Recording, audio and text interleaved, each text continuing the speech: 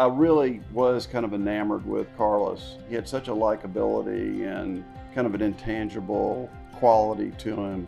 Carlos is that rare combination of pragmatism and idealism. He is a builder. He is somebody who sees how the pieces fit together. He used his gift of going to the University of Texas Law School to start a company, which has been tremendously successful.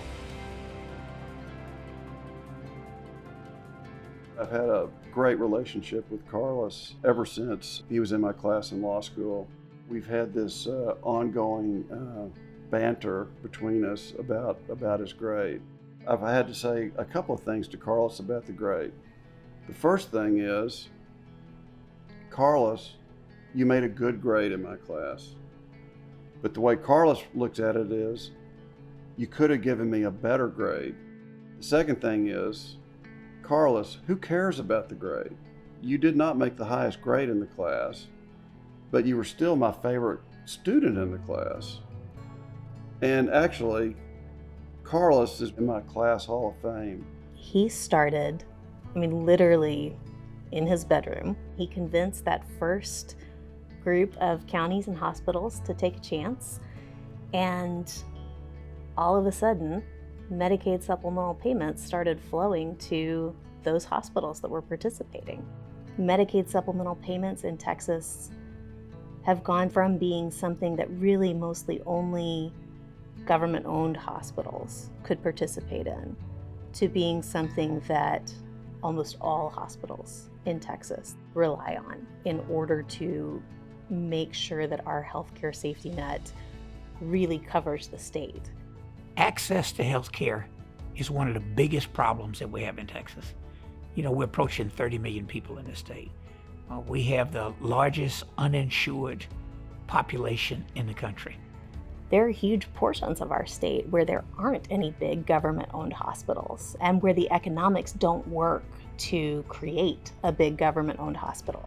Carlos's company has found a way that hospitals can be taught to figure out the nuances of federal rules. So for my precinct of about 1.2 million people, the area that I represent, it means that thousands of people who would not have access to health care have it because of Carlos Zaffarini's acumen.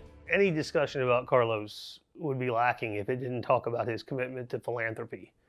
Whether it's the scholarships that he and Audrey have funded, the investments that they've made in Seton hospitals, the generous donations they've given to this law school. In addition to what he's done to make sure young people have access to scholarships, I'm real proud of the work that he's done to make sure that people have access to legal representation. For someone like Carlos Zaffirini to realize that access to justice depends in so many ways on the quality of legal representation that someone has, says a lot about him.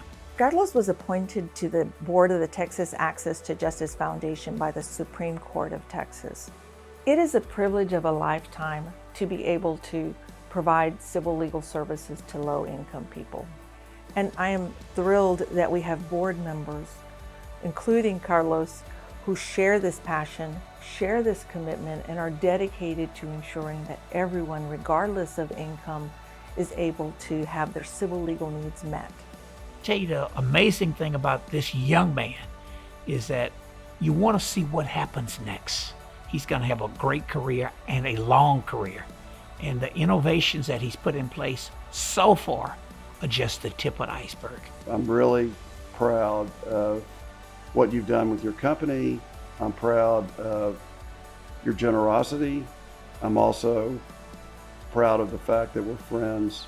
As a fellow UT grad, I want to congratulate you, Carlos, for this well-deserved honor. What you've built here at AHCV is unique.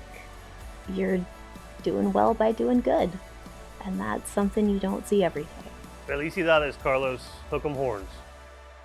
When I come into work on any given day, my whole thought process is centered around how to build a safety net system for the entire country that allows patients that don't often get equitable access to care the opportunity to help save their lives and the lives of their loved ones.